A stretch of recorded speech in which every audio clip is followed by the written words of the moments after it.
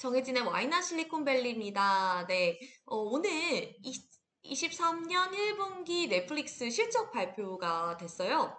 가장 관심을 모았던 부분, 아무래도 넷플릭스 구독자분들이라면 계정 공유 금지 정책이 언제 시작되는 거냐. 이게 사실 3말 4초, 3월 말 4월 초로 예상됐던 부분이기 때문에 이게 굉장히 좀 아무래도 기대 반, 걱정 반 이런 상황이었거든요. 그런데 오늘 넷플릭스가 공식적으로 사실 이걸 1분기에 시행하려고 했지만 2분기 말로 미루게 됐다 하면서 이제 2분기 내에 미국을 시작으로 이제 모든 국가에서 이걸 점차 확대를 하겠다 이걸 공식화했습니다.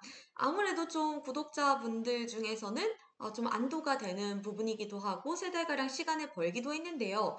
아무래도 넷플릭스 측에서는 벼룩을 잡으려다가 초과 3간 다 태운다 이런 일이 벌어지지 않기 위해 신중에 신중을 가하는 모습이기도 하고요. 그리고 또 동시에 사실 이 정책을 언제 시행하느냐에 따라서 관련된 실적을 어느 분기에 반영시키느냐도 포인트가 될 수 있는데 2분기가 아니라 올 3분기에 이 계정 공유 금지 정책이 이제 발효가 되다 보면은 이제 이때 3분기에 반영이 되는 거잖아요. 그래서 계속해서 기대감을 주면서 좀 3분기 이후부터 매출에 반영되게 하는 그래서 올해의 어떤 주가 부양의 정책일 수도 있을 것으로 보입니다.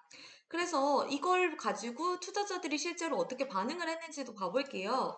이제 당장 아무래도 가장 관심사였다 보니까 이게 실적이 발표되고 나서 앞으로 지금 계정 공유 금지 정책을 2분기에 하겠다라고 했을 때 보시면 이제 처음에 한 10%가량 시간의 거래에서 주가가 빠졌다가 이제 회복이 됐어요. 그래서 그만큼 투자자들도 이게 단기적으로는 좀 뭐 호재는 아닐 수 있지만 악재도 아니다 이렇게 평가를 한 것 같아요. 자, 그러면은 지금 넷플릭스가 사실 이 실험을 하고 있는 국가가 4곳이나 되거든요. 여기 상황을 한번 보도록 할게요. 그래서 캐나다, 그리고 뉴질랜드, 스페인, 포르투갈 이렇게 4곳에서 진행을 하고 있습니다.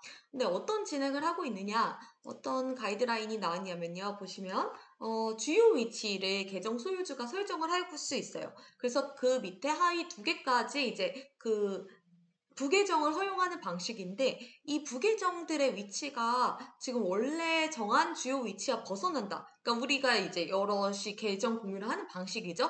근데 이것에 벗어났을 때 추가 요금을 이제 부과하는 그런 방식이에요. 그렇기 때문에 지금 캐나다를 비롯한 이 국가들에서 어떤 변화가 일어난지도 굉장히 궁금한 포인트예요. 사실 캐나다 시민들은 항상 불만일 수 있겠지만 미국 시장에 뭔가를 론칭하기 전에 테스트베드로 항상 실험을 해보는 것이 같은 영미권 국가기도 하고 그 이용자들이 워낙 다양한 그런 다양성을 가진 캐나다를 먼저 이제 테스트베드로 삼아서 이제 시험을 해본 다음에 이제 미국으로 들여오는 게 일반적이기도 하기 때문에 캐나다에서 지금 사람들이 어떤 반응을 보이고 있느냐 이것이 앞으로 미국 시장에서는 이런 방향을 일으키겠다 이걸 볼 수 있는 측면이기도 해요. 그래서 이제 지금 옆에 보시는 자료는 우리나라의 당근마켓과 유사한 이제 미국의 넥스트도어라는 앱인데 여기 캐나다 지사에서 이제 이용자들을 대상으로 너 만약에 넷플릭스가 이렇게 계정 공유 금지 정책을 시행했을 때 계정을 취소할 거니 아니면 계속 유지할 거야 이렇게 물어봤을 때 이제 59%가 일단 설문에서는 나 이거 취소할 거야 이렇게 좀 강경한 입장을 밝혔는데요. 실제로 넷플릭스에서는 무엇이라고 얘기를 하냐면 큰 타격이 없었다는 듯이 이야기를 합니다. 한번 보여드릴게요. 여기 보시면 이제 캐나다에서는 지금 미국의 굉장히 본보기 사례로 좀 적절한 곳인데 오히려 지금 이걸 시행하고 나서 이용자 기반이라든지 매출 기반이 굉장히 빠르게 확대되고 있고 심지어 그 속도가 미국보다 빨라 이렇게 말을 했어요. 그렇기 때문에 지금 이 실험들이 당장 이용자들의 대폭 구독 취소 이렇게 이어지진 않았다. 이렇게 볼 수 있을 것 같아요. 그래서 지금 실제로 어떻게 되고 있느냐도 한번 중요한 포인트겠죠? 보시면은 올 1분기는 이제 175만 명의 가입자를 추가를 하게 됐어요. 그래서 한번 지역별로도 봐볼게요. 그러면서 전체 2억 3,250만 명의 유료 가입자를 기록했다고 해요. 그래서 전년 동기 대비해서는 한 4.9% 증가했는데요. 지난해 1분기가 사실 구독자 수가 처음으로 감소했던 해였기 때문에 좀 순 감소하면서 충격을 줬는데 이거에 비해서는 괜찮은 수치지만 지난해 4분기 실적이 워낙 좋았기 때문에 좀 비교가 되는 게 사실인 부분입니다. 그래서 매출은 한 81억 6천만 달러를 기록을 했어요. 그래서 시장 전망치인 81억 8천만 달러에는 미치지 못했고요. 근데 이제 다만 EPS 조정 주당 순이익이라고 볼 수 있는 거는 2.88달러를 기록해서 순이익은 이제 올 1분기 13억 1천만 달러의 순이익을 기록해가지고 한 전체적으로는 시장 전망치였던 2.86달러보다 이제 상회했는데요. 그래도 지난해 같은 기간 순이익이 16억 달러, 그리고 그러니까 주당 순이익이 이제 3.53달러였다는 거를 비교했을 때는 좀 적은 수준이긴 합니다.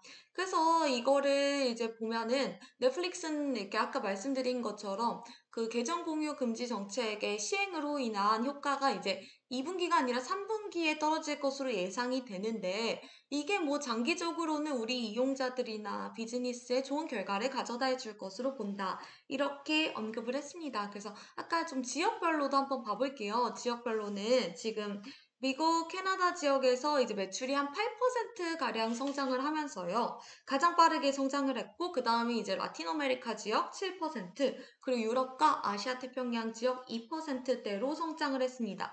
근데 여기 보시면 이제 아시아 태평양 지역이 좀 인상적인 포인트가 있어요. 그 제품 가격 믹스로 인해서 2%만 성장을 했지만 평균 구독자 멤버십 매출 향상으로는 17%의 증가세를 보였다고 해요. 아무래도 더글로리가 있었던 지역이기도 하고 아시아 태평양 지역이 확실히 계속해서 성장하는 새가 눈에 띕니다. 그래서 지금은 가격을 낮게 책정한 부분 때문에 2% 성장에 머물렀지만 이 가격대를 또 조정하고 하면은 가장 빠르게 성장하고 좀 넷플릭스가 지금 가장 중요시하는 지역이 아시아 태평양이 왜인지를 좀 확실하게 볼 수 있는 부분인 것 같아요. 그래서 보시면은 이제 아무래도 궁금한 점은 지금 더글로리의 흥행이 어떤 영향을 미쳤는가 이 부분이 좀 아무래도 저희 많이 궁금할 수밖에 없는데요.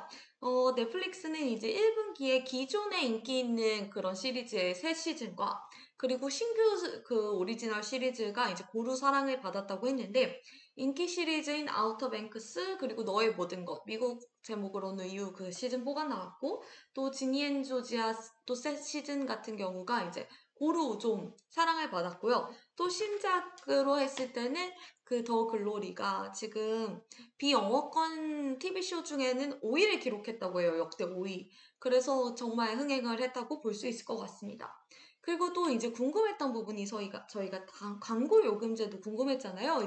이게 이제 올해 시행이 되고 나서 아무래도 프리미엄 이용자가 이 광고를 보는 저가 요금제로 이동하지 않을까? 그래서 자체적으로 카니발라이제이션이 되지 않을까? 이게 굉장히 좀 두려운 부분으로 꼽혔었는데, 넷플릭스 측은 굉장히 명백하게 프리미엄 이용자가 광고 요금제를 쓰는 저가 요금제 이용자로 갈아타는 일은 없었다. 이렇게 평가를 했습니다. 그럼 광고 요금제는 오로지 신규 이용자 유입과 그리고 광고 매출 확대로 이어졌고 프리미엄 이용자가 굳이 그 기존 이용 습관에 위배되는 일이잖아요. 광고를 시청해야 하고 또 화질을 낮춰서 봐야 되고 이런 방법을 택하진 않았다는 거죠. 그래서 그냥 지금까지는 넷플릭스의 새로운 구독자 창출 이런 방향으로만 가고 있는 것 같아요.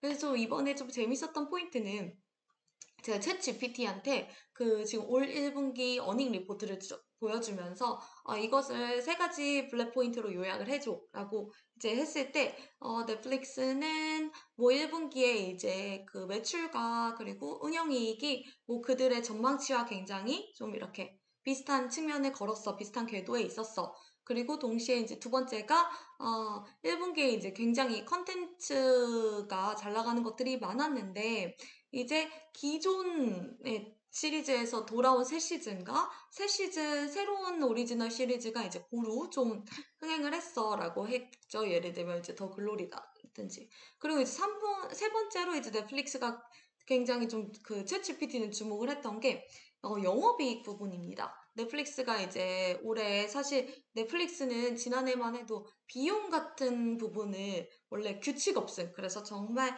비용에도 최대한 자율성을 부여하고 이런 정책을 취했는데 이제 올해 굉장히 효율성의 회로 삼아서 많은 이제 그런 비용 감축을 시도하고 있는데요. 근데 예외적인 거는 콘텐츠에는 좀 비용을 아끼지 않겠다 이렇게 이 방침을 내놓긴 했어요. 그래서 지금 넷플릭스가 이제 영업이익 같은 경우에는 18에서 20% 정도 해서 를 유지하려고 하고 올해는 현금 흐름을 이제 35억 달러, 그러니까 우리 돈으로는 한 4조 6천억 원 정도를 이제 창출하겠다 이렇게 이제 말을 했어요. 이번 실적 발표에서. 근데 이게 기존 전망인 30억 달러 대비 16%가량 오른 수치거든요. 그래서 넷플릭스가 이렇게 현금 창출이 가능하다면 올해 굉장히 전망이 괜찮을 것 같다. 그래서 기대감이 생기는 부분도 있습니다. 그래서 이번에 사실 또 추가적으로 여기 챗GPT에서는 요약해주지 않은 새로운 게 하나 있는데요. 어, 넷플릭스가 그 DVD 사업을 접기로 했습니다. 25년 만에. 사실 DVD 대여 사업이라는 게 넷플릭스가 이제 한 25년 전에 처음 이 사업을 비즈니스를 시작으로 오늘날 스트리밍 사업까지 가면서 정말 뼈대이자 원류가 됐던 사업, 핵심 사업이라고 볼 수 있을 것 같아요. 뭐 일각에서는 아직도 넷플릭스 DVD 대여하고 있었어 라고 좀 놀라움을 표하실 분들도 있을 것 같아요. 그런데 아무래도 미국 시장은 변화가 그렇게 빠르지가 않다 보니까 아직까지도 뭐 월 7.99달러 그리고 뭐 월 11.99달러의 DVD를 대여하시는 분들이 있었어요. 그런데 이제 넷플릭스가 큰 결단을 합니다. 그래서 아무래도 성장세가 더 이상 없고 비용을 잡아먹는 그 DVD 대여 사업을 이제 접겠다 해서 이제 올해 9월을 기해서 이 서비스를 접기로 했습니다. 근데 올해 9월이라 하면 사실 이제 리드 헤이스팅스 경영자가 창업자가 떠나면서 그 테스 사란토스에게 이제 넘긴 해기도 하거든요.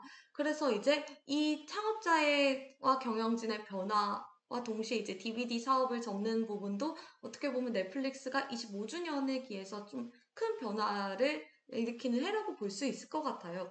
그래서 이제 앞으로 그런 경영에 주는 교훈도 있는 것 같아요. 이제 무엇이든지 앞으로 나아가기 위해서는 그게 원류고 핵심이고 또 우리 시작의 정체성에 중요한 역할을 했다고 해도 과감히 시류와도 맞지 않는 부분은 접거나 좀 과감하게 피벗을 해서 새로운 길을 걷는다. 이게 지금 넷플릭스에서 좀 저희가 얻을 수 있는 교훈 같은데, 올해 이제 넷플릭스가 그래서 어떤 반등을 할지 또 계정 공유 금지 정책이 넷플릭스에게 호재로 어떻게 작용할지 이런 부분을 좀 주의 깊게 봐보시면 좋을 것 같습니다. 그래서 당분간은 좀 안심해도 되겠어, 연진아 하면서 맞춰보겠습니다. 네, 들어가 보겠습니다. 또 다음 주에 새롭게 찾아뵙겠습니다. 감사합니다.